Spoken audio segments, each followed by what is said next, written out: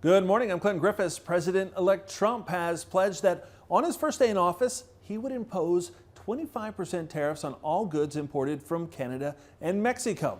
That is, unless those countries work to stop illegal immigration and illegal drugs. Now, he has also threatened additional tariffs on China as a way to force that country to crack down on fentanyl production. Now, Mr. Trump discussing possible additional tariffs in a one-on-one interview with Kristen Welker on NBC's Meet the Press. He said he didn't believe economists' predictions that added costs on imported goods for American companies would lead to higher prices for U.S. consumers. I'm a big believer in tariffs. I think tariffs are the most beautiful word. I think they're beautiful. It's going to make us rich. We're subsidizing Canada to the tune of over $100 billion a year. We're subsidizing Mexico for almost $300 billion. We shouldn't be subsidizing. Why are we subsidizing these countries? If we're going to subsidize them, let them become a state. We're subsidizing Mexico, and we're subsidizing Canada, and we're subsidizing many countries all over the world. And all I want to do is I want to have a level, fast, but fair playing field. Ag Day's Michelle Rook joins me. Michelle, President Trump last week made key appointments to his trade team, many who plan to take a more aggressive approach, especially with Beijing. Clinton, there is still some uncertainty and opinions are mixed on the Trump administration's trade agenda. Now, some in the industry say the U.S. is headed for a trade war with countries like China, while others still believe tariffs are just a leverage tool for achieving better trade agreements that will increase export business. The problem is, even if the latter is true, farmers will have to endure some pain before they can realize the gain.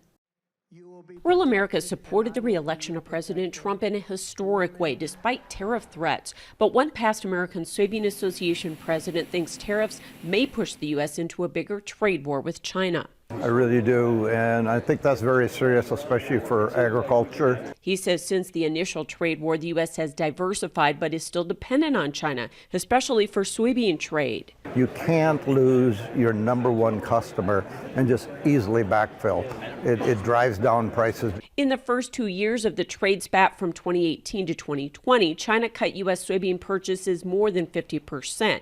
And under the Phase 1 deal, China only bought around 1.1 billion bushels each year. And Met says China has diversified since then. They've been spending significant amounts of money in Brazil, helping with those logistics, and they certainly could decide they're not going to trade with us anymore. Political Speaker Damian Mason has been warning China didn't fulfill the Phase 1 deal and has been steadily buying less from the U.S. He doesn't believe the Trump administration will be able to use tariffs to reach another agreement. China never wanted to be our long-term customer. They want to be our replacement, both economically and militarily. They're going away. They're going away because they don't want to be dependent on the United States. They view us as their adversary. But some economists argue China needs the U.S. Could China cut us out of their supply chain for soybean? And the short answer is, well, they probably could from a volume standpoint, but the challenge is going to be from a costing standpoint. They could do that physically. The question is, it's going to be much more expensive to do that. When it comes to Canada and Mexico, Metz doesn't see a trade war brewing, and in fact thinks tariffs instead are being used for leverage. I don't believe as much. Again, they are truly our next door neighbors.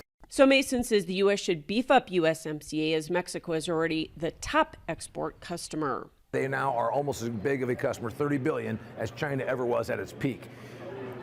And there's no ocean to traverse, and there's some little bit of scrape over the immigration, the cartels, but we don't have near the adversarial relationship with Mexico as we do with China. So I think our hope is with a really strong USMCA, Canada and Mexico can ultimately maybe replace China. I'm Michelle Rook reporting for Ag Day.